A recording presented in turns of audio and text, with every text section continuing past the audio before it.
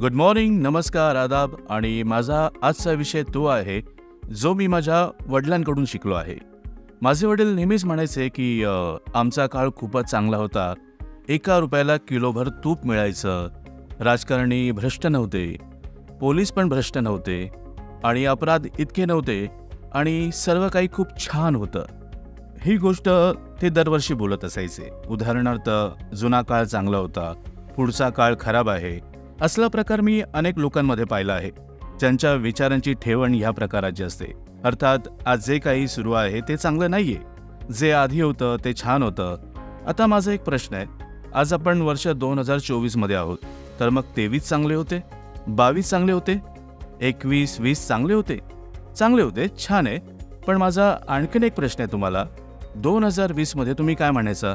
हेच की 2020 खराब आहे, कठीण आहे, त्रासिक आहे. 2021 त्रासिक आहे. 2000 चांगलं होतं, 2014 चांगले होते, 15 चांगले होते. मी कोविडला सोडूनच दिलंय. खरं सांगायचं झालं ना तर आपल्याला एक जुना काळ आठवण्याची एक खूप सवय असते. आणि ह्या विरुद्ध जर आपण वेळेनुसार बदल घडवून आणत नसाल तर आपण हेच म्हणाल, कारण आपण स्वतःला काळानुसार बरोबर पुढे वाढणारे मानत नाही आहात. माझा एक प्रश्न आहे, पोलीस आधी सुद्धा भ्रष्ट होती, आजही असेल. चांगली लोक आहेत तर वाईट पण आहेत. चांगले राजकारणी आहेत तर वाईट सुद्धा आहेत. चांगले पोलीस सुद्धा आहे आणि वाईट सुद्धा.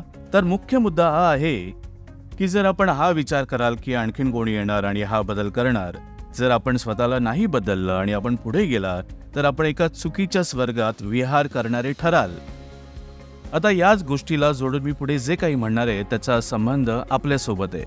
आज काही मॅनेजर्सनी मला हे सांगितलं की सर, आजकाल खूपच डिमोटिवेशन आहे. सर, माझी टीम खूप डिमोटिवेटेड अनुभव करते. आता तुम्हाला जर सांगायचं झालं तर डिमोटिवेशनचे सुद्धा विविध प्रकार आहेत. तर माझा जो दृष्टिकोन आहे मी त्या हिशोबाने तुम्हाला सांगतो की डिमोटिवेशन कोणाकोणाला वाटत असणार. जर कोणी व्यक्ती भूतकाळात 4 तास काम करतो, यथा तो घरातून 11 वाजता निघतो आणि 3 वाजता येतो आणि समजा त्यांनी 5 उत्पादनांनी 80% सेल्स केली, त्यांनी 100% जाता झेडएचओची मदत घेऊन आपली सेल्स केली. त्याच्याकडे जे कव्हरेज आहे दाखवायला, तो 330 कॉल्स दाखवतो. हे दाखवतो की खूप छान त्याची फ्रिक्वेन्सी आहे. पण जर आपण थोडं खोलवर जाऊन बघाल तर आपल्याला कळेल की त्याची सेल काही विशिष्ट डॉक्टर्सवर अवलंबून आहे. काही 3-4 डॉक्टर्स आहेत ज्याच्यामुळे त्याची ती पूर्ण सेल होते. आता हा काळ त्याच्यासाठी खूपच चांगला होता. 3-4 तास काम करायचे, काही कव्हरेजची काळजी नाही, कधीही टूर काढला, काही विचार करण्याची गरजच नाही. टूर प्रोग्राम असा आहे की जास्त काम घरातूनच होऊन जातं. टूर प्रोग्राम असा आहे की मी 5 कॉल DCR मध्ये गेले आणि मी 12 कॉल दाखवल्या, कारण वरचा जो लीडर होता तो सर्व काही हे तपासतच नव्हता ना. आता पण हे अकस्मात जे काही झालं आहे त्यामुळे या लोकांना वाटू लागलं आहे की हे सगळं काय होत आहे. एकदमच मॅनकाइंडमध्ये लोकांचे जॉब चाललेत, मॅनेजरचे जॉब चाललेत, टॉप लीडर आहे, मीडियम लीडर आहे आणि फर्स्ट लाईन मॅनेजर्स आहेत, यांचे पण जॉब चाललेत आणि त्यांना वाटत आहे की कंपनी अकस्मात बदलली आहे. कंपनी अकस्मात अजिबात बदललेली नाही आहे. मागच्या 3 वर्षांपासून 4 वर्षांपासून आम्ही लोकांना सांगतोय की माझे व्हिडिओज बघा, आम्ही तुम्हाला काय म्हणतोय, आम्ही आपल्याला हे सांगतोय की काय बदल घडत आहेत. आम्ही डेटावर जातोय, आम्ही तपास करतोय की कोण हार्डवर्किंग आहे, कोण कसं काम करत आहे. आम्ही तुम्हाला सर्व माहिती देत आहोत आणि त्यानंतर सुद्धा जर सेल वाढत नाहीये तर आम्ही तपास करतोय की कारण काय आहे. जेव्हा आम्हाला कळालं की जे आम्हाला दाखवलं जात आहे ते वेगळं आहे आणि खरं बघायला गेलं तर वास्तविक चित्र पूर्णपणे वेगळं आहे. तर आता आम्ही ॲक्शन घेणं सुरू केलं आहे. आता आम्ही हे म्हणतो की आपल्याला 330 कॉल खरंच करायचे, आपल्याला 8 तास काम करायचं आहे, आपल्या कॉल्स मिसिंग नाही होऊ शकत. जर आपल्याकडे झेडएचओमुळे इन्फिल्ट्रेशन होत आहे तर आपला जॉब जाऊ शकतो. जर आपण मेडिकल रेपकडून त्याचे इन्सेंटिव्ह घेऊन स्टॉकिसला देत असाल, सेमी स्टॉकिस प्रकारे, कारण ते म्हणतात की नाही सर, हे कोविडच्या वेळेस आम्हाला सेमी स्टॉकिस मानत नव्हते, आम्हाला जास्तीचा डिस्काउंट मिळायचा आणि आता ते म्हणत आहेत की ते माल घेणार नाही, ते बाहेरून माल आणत आहेत आणि त्यामुळे आम्ही त्यांना मेडिकल रेपचे 10,000 महिना, 15,000 महिना, 5,000 महिना ते देऊन त्यांना ॲडजस्ट करतोय. तर खरं सांगायचं झालं ना तर हा सगळा सेलचा प्रकार आहे.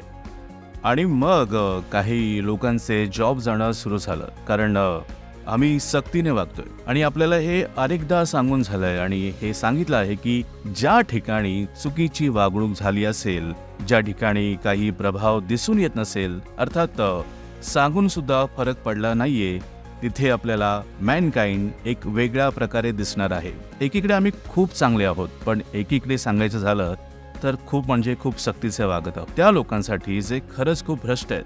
म्हणूनच लोकांना वाटतं की सर खूपच डिमोटिवेशन वाटतंय. म्हणजे 4च तास काम करणं हे मोटिवेशन आहे, फॉल्स रिपोर्टिंग करणं हे मोटिवेशन आहे, ZHO पासून बाहेर माल टाकणं हे पण मोटिवेशन आहे. मी काम करू की नको, मी काही आणू की नको, पण मला मेडल मिळालं पाहिजे, मला फॉरेन ट्रिप मिळाली पाहिजे, मला ॲप्रिसिएशन मिळालं पाहिजे, माझ्या पूर्ण कुटुंबाने बाहेर गेलं पाहिजे, हे मोटिवेशन आहे. पण जेव्हा लोक म्हणतात की या पॉलिसीजवर यांचं अनुपालन नाही केलं तर त्रास होणार आहे, आणि मग सगळे म्हणतात की सर हे खूपच डिमोटिवेशन आहे. तसं आम्ही सगळीच ही गोष्ट समजून आहोत सर. जर तुम्हाला वाटतंय की हे डिमोटिवेशन आहे तर हे असंच चालणार आहे. म्हणजे सर माझे ना कझिन आहे, त्याचं लग्न आहे, तर मला सुट्टी हवी. आणि ते कझिन कोण आहेत? तर माझ्या गावातले, नात्यातले नाही आहेत, गावातले. जर कोणी सरासरी 45 दिवसांची सुट्टी घेत असेल, 40 दिवसांची, 35 दिवसांची ते सहज घेतात, 60 दिवसांची सुट्टी घेतात, तरी त्यांना इन्सेंटिव्ह सुद्धा पाहिजे. ते आजारी नाही आहे, कुठे लग्नाला किंवा कसल्या समारंभासाठी सुट्टी घेतात, त्यामुळे त्यांना ते मोटिवेशन मिळतं. पण जेव्हा आम्ही म्हणतो की तुम्हाला झटून काम केलं पाहिजे तर ते डिमोटिवेशन असतं. हे असले हाल आहेत. आणि यानंतर जेव्हा आम्ही मॅनेजर सोबत बोलतो तेव्हा त्याच गोष्टी ज्या ते आम्हाला सांगतात त्याच गोष्टी ते आपल्या ज्युनियर्सला सांगत असतील की काय करावे. आता तर कंपनी बदलून गेली आहे, तर माझा सर्वांना एक प्रश्न आहे, मुख्यत्वाने कुटुंबाला. म्हणजे तुमची पत्नी सुद्धा ऐकत असेल हा व्हिडिओ, तिला दाखवा. मी तुम्हाला विचारतो कॉमन सेन्स काय म्हणतो ते. मी पुन्हा सांगतोय, जर तुम्ही मेहनत नाही केली, कंपनीच्या पॉलिसीप्रमाणे काम नाही केलं, तर तुम्हाला काय वाटतं? तुम्हाला सर्व काही मिळेल? तुम्हाला काय हवंय? सर्व काही, राईट? जुन्या वेळेची कंपनी तुम्हाला आठवते, पण हे आठवतं का की त्यावेळेस 35%, 40% ग्रोथ होती? हे विसरलात तुम्ही? त्यावेळेस किती मेहनत करत होता ते सर्व काही विसरलात का? मागच्या काही वर्षांमध्ये कोविड नंतर 2 वर्ष लोकांना इतकी खराब सवय लागलेली आहे की कारण कंपनी प्रत्येक गोष्टीसाठी सहकार्य करत होती, तर इतकी खराब सवय झालेल्या लोकांना की आता त्यांना काम करण्याची सवयच राहिलेली नाहीये. आणि आता आम्ही हे ठरवलं आहे की ज्या ठिकाणी आम्हाला करप्शन मिळेल, आताच अगदी ओडिसामध्ये आम्ही अनेक मॅनेजर्स पूर्ण टीमला सांगितलं की त्यांनी राजीनामा द्यावा. Second line, first line, top line, medical रेपला सुद्धा सोडलंय. कारण आमची मान्यता ही आहे की मेडिकल रेप तेच करतो जे त्याचा मॅनेजर त्याला करायला सांगतो, आणि त्या ठिकाणी आम्ही भरपूर लोकांना प्रमोट करतोय. त्यामुळे हे झालंय की जे भ्रष्ट लोक होती त्यांना हटवलं गेलं आणि नवीन लोक पुढे आले आणि ते खूप छान काम करतायत. छान वाटतंय आता. आणि मी आपल्याला पुन्हा सांगतोय, मॅनकाइंडचे हे सर्वात उत्तम वर्ष आहे. मला वाटतंय असं की इतक्या भ्रष्टाचारानंतर, इतक्या अप्रभावीरित्या काम केल्यानंतर, इतक्या खोट्या कामानंतर जेव्हा आम्हाला त्रासिक वाटू लागलं होतं, लुबाडल्यासारखं वाटलं होतं, असं वाटलं की किती खोटे बोलणार आहात आता, आम्ही आमच्याकडून उत्तम करतो, खूप वाईट वाटलं आम्हाला. पण तेव्हा ही असली सेल होत होती, तर आता किती छान होणार आहे. आणि हा संदेश सर्वांसाठी एकदम स्पष्ट आहे की जर तुम्हाला असं वाटतंय की तुम्ही संस्थानापेक्षा जास्त हुशार आहात, जर तुम्हाला वाटतंय की तुम्ही संस्थानापेक्षा मोठे झाला आहात, आणि काही मॅनेजर तर इतके तोंडाळ झालेत की सर माझी प्रोडक्टिव्हिटी 30 लाख रुपयांची आहे, तर तुम्ही मला काहीच बोलू नका. तर सर खूप कठीण वेळ येणार आहे. जर आपण कंपनीच्या पॉलिसीचा मान ठेवला नाही, कंपनीचा मान ठेवला नाही, तर आमच्यासाठी तुम्ही काहीच नाही आहात. आमच्यासाठी सर्व काही कंपनी आहे. कारण जर मी बोलतोय की राजीव जुनेजा मॅनकाइंडपेक्षा मोठा आहे, तर राजीव जुनेजा महामूर्ख आहे. मी नेहमीच म्हणतो की माझं नाव राजीव जुनेजा नाहीये, तर माझं नाव राजीव मॅनकाइंड आहे. लोक मला राजीव मॅनकाइंड या नावाने ओळखतील. जुनेजा तर 10 लाख असेल भारतात. तर प्रत्येकाने हे समजून घेतलं पाहिजे, कंपनीच्या पॉलिसीज प्रमाणे अजूनही संधी आहे. अजूनही स्वीकार करा. अजूनही आपण लपवत आहात आणि पुन्हा पकडून राहिला आहात. आपल्याला काय वाटतंय की हा व्हिडिओ पाठवला म्हणजे झालं का? त्याने काम काय होणार आहे? तर संपूर्ण हेड ऑफिस मोबिलाइज झालेलं आहे. प्रत्येक व्यक्ती, मग तो मार्केटिंगवाला व्यक्ती आहे, BMP आहे, मग सिनियर मॅनेजर आहे, किंवा संजय आहे, आतिश आहे, मग सुदीप्तो आहे, शिका आहे, नैना आहे, किंवा शालिनी आहे. प्रत्येकाला फील्डमध्ये जाणं गरजेचं आहे आणि त्यांना वास्तविकता बघावी लागणार. आम्ही लोकांनी काही दिवसांपासून वास्तविक फीडबॅक घेणं बंद केलं होतं आणि त्यामुळेच आम्ही या स्थितीमध्ये आलो आहोत. तर आता आपण काहीही करा, पण त्याचे फीडबॅक घ्या. तुम्हाला हे माहिती पडणार आहे की काय झालंय.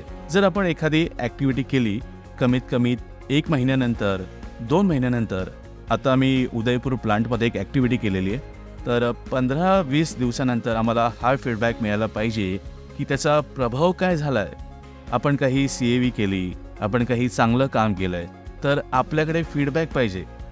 मेडिकल रेप कसे काम करतायत, आम्हाला फीडबॅक नको आहे का? मॅनेजर कसे काम करतायत, आम्हाला फीडबॅक नको आहे का? आम्हाला हवा आहे. तर हा सर्वात महत्त्वाचा बिंदू आहे. तर हे सांगा की हे कोण देणार? खरा तो व्यक्ती जो मेहनत करणारा असेल. पण आम्हाला तर इतके असे मॅनेजर्स मिळाले आहेत, आमच्या मते जे उत्तम काम करत होते, पण ते तसे नव्हते आणि म्हणूनच ते आता मॅनकाइंडमध्ये नाही आहेत. मी अजूनही बोलतोय की स्वतःला बदला. ज्यांना वाटतंय की ते ओव्हर स्मार्ट आहेत, त्यांना आपलं काम गमवावं लागणार आहे. मुख्यत्वाने मॅनेजर्स. मी जर मॅनेजरसाठी कठीण बोलतोय, तर तुम्ही हे समजू शकता की मेडिकल रेपसाठी मी फक्त एक संधी देतोय. पण याचबरोबर तुम्ही हे बघू शकता की खूप नवीन लोकांना आम्ही प्रमोट करतोय, भरपूर काही करतोय त्यांच्यासाठी. आणि असं वाटतंय की हे नवीन लोकच आता मॅनकाइंडला पुढे घेऊन जाणार आहेत. याशिवाय आम्ही एक अजून प्रोग्राम सुरू करू इच्छित आहोत. आम्ही 100 मेडिकल रेप्सला निवडणार आहोत, जे स्मार्ट आहेत, छान आहेत, त्यांना बोलता येतं, जे मेहनत करायला तयार आहेत, फ्युचरिस्टिक आहेत. त्यांना आम्ही निवडणार आहोत विविध डिव्हिजन्समधून. आमच्या 16,000 लोकांमधून, जे 14,000 मेडिकल रेप्स आहेत, त्यांच्यामधून आम्ही 100 निवडणार आहोत. 150 सुद्धा निवडू शकतो. त्यानंतर 50 फर्स्ट लाईन्सला, 20 सेकंड लाईन्सला आणि 10 ZMsला निवडणार आहोत. आम्ही त्यांना हेड ऑफिसला बोलवणार आहोत आणि त्याचबरोबर आम्ही त्यांना प्रशिक्षण देणार आहोत किंवा त्यांना मॅनेजमेंट कोर्सेस करवणार. कारण आम्हाला आता जे करायचं आहे की पुढील भविष्याचे लीडर्स आम्हाला हवेत. पुढील वेळेत एक्सपान्शनसाठी आम्हाला लीडर्सची गरज आहे. तर ते एकदम कसे येणार ना? त्यांना सर्व माहिती हवी, हेड ऑफिस कसे काम करतं किंवा तिथले विचार कसे आहेत आणि आपल्याकडून काय अपेक्षा आहेत, काय जबाबदारी आहेत. तर आम्ही आता हे ठरवलं आहे आणि ह्या प्रक्रियेमध्ये भरपूर लोकांना संधी मिळणार आहे. आणि यासाठी आम्ही असाइनमेंट दिलेलं आहे संजय कौल आणि आतिशच्या टीमला की तुम्ही स्वतः जा आणि बघा की तुम्हाला कसं वाटतंय. कोणाचंही ऐकू नका. माहिती करा की वास्तविक स्थिती काय, कोण उत्तम काम करणारे आहेत, त्यांना पुढे आणा. आम्ही त्यांच्यावर पैसा खर्च करणार, त्यांच्या ट्रेनिंगसाठी, त्यांच्या कौशल्य विकासासाठी, जेणेकरून ते पुढे जाऊन मोठी जबाबदारी घेऊ शकतील. हे आम्ही ठरवलं आहे. पण एक गोष्ट मी तुम्हाला सांगू शकतो की एकूण 4-5 गोष्टी आम्ही करत आहोत, म्हणजे मी स्वतः करणार आहे. आणि अधिसंख्य लीडर्स हे मेडिकल रेप्स आहेत आणि फर्स्ट लायनर किंवा सेकंड लायनर्स आहेत आणि आम्ही 4-5 गोष्टींना तपासतो आहोत. तर जर तुम्ही माझ्या दृष्टिकोनातून बघाल तर तुम्हाला कळेल की 80-90% कोण चांगलं काम करत आहे आणि कोण खराब काम करत आहे. ते सगळ्यात आधी 12 क्वार्टर्ससाठी तुम्ही त्यांच्या सेलचा ट्रेंड बघा. 12 क्वार्टर्स म्हणजे जर 12 महिन्यांप्रमाणे पाहिलं तर 3 वर्ष होतात. जर त्यांचा ट्रेंड चांगला सुरू आहे तर या गोष्टीची पूर्ण शक्यता आहे की ते छान काम करत आहेत. दुसरी गोष्ट जी तुम्हाला बघायची आहे की त्या जागांवर नवीन प्रोडक्टची सेल कशी काय सुरू आहे, जे प्रोडक्ट्स त्यांनी लॉन्च केले आहेत त्यांचा प्रतिसाद कसा काय मिळत आहे. याशिवाय त्यांच्या मागच्या 3 वर्षांचा CAGR काय आहे ग्रोथ संबंधी. उदाहरणार्थ 3 वर्षापूर्वी जर त्याची ग्रोथ 10% होती, 2 वर्षापूर्वी त्याची ग्रोथ -10% झाली आणि यावर्षी ग्रोथ 5% झाली, तर CAGR काय झालं? 2% सुद्धा नाही. कारण जर त्यांनी 2 वर्षापूर्वी 3 करोडची सेल असेल, त्याची 10% कमी झाली तर ती 270 झाली. आता त्या 270 पुन्हा वाढवले आणि ते 3 झाले, तर CAGR काय झालं? 0, काहीही झालं नाही आहे. आणि मायनस झालं तर जी ही ग्रोथ आम्ही बघतोय याने हे कळतं की तो जो व्यक्ती आहे तो कसा काय काम करतोय.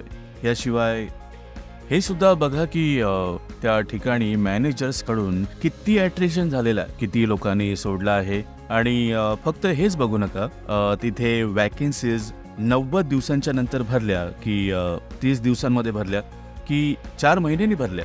120 दिवसांमध्ये की 160 दिवसांमध्ये भरली? आधी तुम्ही सर्व हे बघा. या गोष्टीने सुद्धा म्हणजे खरं सांगायचं झालं तर एका मॅनेजरची क्षमता आपल्याला कळू शकते जर तुम्ही या गोष्टींना बघाल. आणि हो, आणखीन एक महत्त्वाची गोष्ट, त्यांनी किती दिवस फील्डमध्ये काम केलेलं आहे.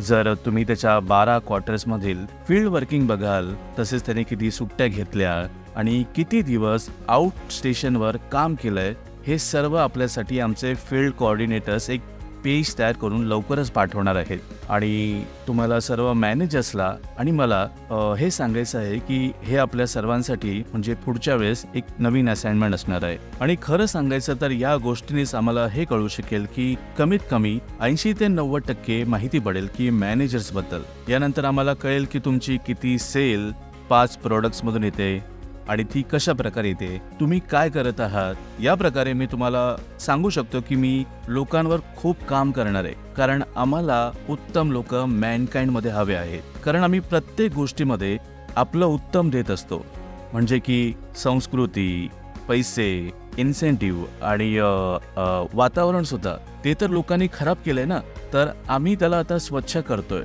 तर आम्ही काय करतोय, सध्या त्याला बदलतोय अर्थात आपल्याला जागं करतोय त्या 4 तासांच्या झोपेमधून आणि हेच म्हणतोय की 8 तास काम करा, 10 तास काम करा. आणि यानंतर जो नवीन प्रकार समोर येणार आहे त्यामुळे मॅनकाइंडला एक वेगळीच उंची मिळणार आहे. मागच्या काही 10 वर्षांपासून लोकांवर लक्ष देता आम्ही हे सुद्धा विसरून चाललो आहोत की मॅनकाइंडकडे सुद्धा काही उद्दिष्ट आहेत, त्याचंही काहीतरी एक ग्रोथ आहे. आणि जेव्हा आम्ही उद्देशांपासून दूर गेलो आणि आम्ही हे बघू शकलो नाही की येथे चुकीचा कारोबार सुरू आहे, भ्रष्टाचार सुरू आहे आणि म्हणूनच आम्हाला नुकसान झालं. पण एक गोष्ट लक्षात ठेवा, आता आम्हाला कळून चुकलं आहे. आता आम्ही प्रत्येक ठिकाणी प्रत्येक स्थानाबद्दल माहिती मिळवणार आहोत आणि हे सुनिश्चित करणार आहोत की काम बरोबर सुरू आहे. मॅनकाइंडचे बरोबर मूल्य तिथे आहेत आणि फक्त वास्तविक मॅनकाइंड संस्कृती जपणारेच यापुढे मॅनकाइंडमध्ये राहतील. आणि आम्ही कोणतीही ॲक्शन घेण्यापासून घाबरणार नाहीये. आम्हाला पुष्कळ काही शिकायला मिळालंय आणि मी हे नेहमी अनुभव केला आहे की कोणत्याही उद्दिष्टाला मिळवण्यासाठी आपल्यात एक वेगळी ऊर्जा असायला हवी. आपण सर्वांना एक वेगळी ऊर्जा हवी आहे. ती ऊर्जा कशाही प्रकारची असू शकते. सर्वात मोठी ऊर्जा असते स्वप्नांची ऊर्जा. माझं स्वप्न आहे, तुमचं आहे, आपण सर्वांचं आहे की मॅनकाइंडला वर न्यायचं आहे. तर हे आपल्या ऊर्जाचा एक प्रकार आहे. दुसरी ऊर्जा जी नेहमीच असते, कधी विसरू शकत नाही, आणि ती ऊर्जा म्हणजे जेव्हा तुम्हाला कोणी तुमच्यासोबत विश्वासघात केला आहे. आपण आपलं मन लावून काम केलं आणि लोकांनी विश्वासघात केला तर ते नीतिनियमांच्या विरोधात गेले. तर जेव्हा अपयशामुळे तुम्हाला खाली बघावे लागते ना, तेव्हा तुम्हाला वाटतं की आपण इतके मोठे मूर्ख होतो का. आम्ही स्वतःला हुशार मानत होतो, पण लोकांनी आमचा विश्वासघात केला. तर ही ऊर्जा नेहमी लक्षात राहणार आहे, नेहमी आम्हाला चांगलं काम करण्यासाठी पुढे घेऊन जाणार आहे आणि जास्त आम्हाला हुशार करणार आहे. एक अजून ऊर्जा असते यशाची ऊर्जा, पण ती इतकी कामास येत नाही. यश मिळालं की लोक थोडे सैल होतात, त्यामुळे खूप फायदा मिळत नाही. पण या 2 प्रकारच्या ऊर्जा सर्वात प्रभावी आहेत. एक तर स्वप्नांची ऊर्जा आणि दुसरी विश्वासघाताची ऊर्जा. या दोन्ही मॅनकाइंडमध्ये आहेत आणि मी तुम्हाला वचन देतो की भविष्य उज्ज्वल असणार आहे आणि उत्तम असणार आहे. आणि हे ज्युनियर्स, मेडिकल रेप्स आणि ते फर्स्ट लाईन्स आणि सेकंड लाईन्स ज्यांना ग्रोथ हवी आहे, तर मी आपणा सर्वांना शुभेच्छा देतो आणि ही आशा व्यक्त करतो की आता आपण मॅनकाइंडला भ्रष्टाचारापासून म्हणजे आपण सर्वांनी मिळून आपल्या मॅनकाइंडला मुक्त करूया. शुभेच्छा, धन्यवाद, पुन्हा भेटूया. बाय.